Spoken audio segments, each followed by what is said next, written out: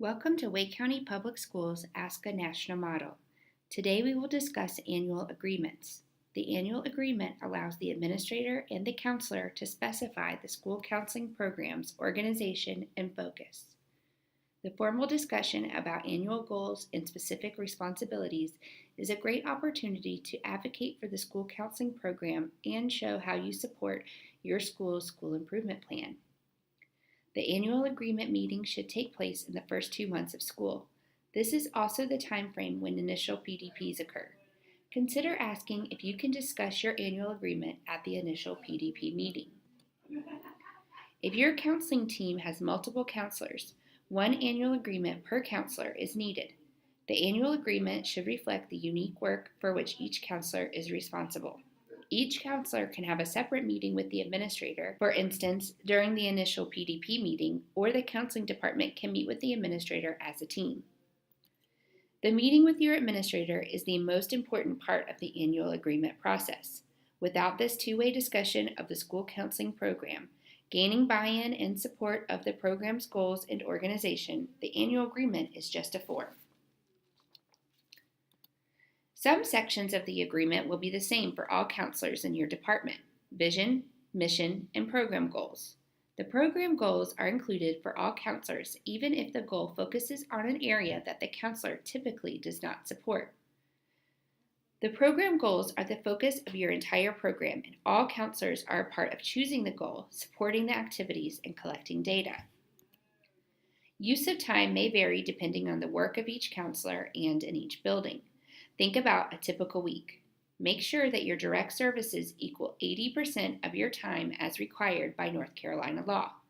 If you are unable to spend 80% of your time in direct services, discuss with your administrator the barriers that you are facing in supporting students. If you plan to have an advisory council, include the dates here. This is a great way to get your advisory council on the school's master schedule and to discuss with your principal what you plan to include in council meetings. Include information about which ASCA National Model documents have been developed and be prepared to show them to your administrator. National Model documentation allows you to quickly show your administrator how students are different because of the work that you do. Professional development opportunities abound within the district and within our state. Consider the professional development you are required to attend and that you desire to attend. Write as complete a list as possible and discuss any funding that may be needed. For instance, for state conference, make sure to include your PLT. In the section including professional collaboration and responsibilities, list all the unique duties of each counselor. Include any PLTs that you attend within the building, student support services, admin, grade level, and extra duties that are assigned. It should be very clear that each counselor has different collaboration opportunities and responsibilities. In the budget section, spend some time considering what you would like to be able to purchase for your department and ask for the funding that you need. While it may not be possible for your principal to meet every funding request, it's a good conversation to have about the needs of the program. Do you have availability in office hours other than your typical school day? Do you have counselors that rotate on call for responsive services? If not, this section may simply list the hours that your school is open. Finally, if you have any staff members that support your counseling program, list them and their responsibilities. Mentors and volunteers can be listed here as well. Make sure to sign your agreement and ask your principal to sign. This documentation allows you to emphasize the importance of the annual agreement in your work. A few tips. Make sure to schedule a meeting with your administrator. The annual agreement includes too many details to include in a drop-in conversation. Be ready for your administrator to ask questions and suggest changes.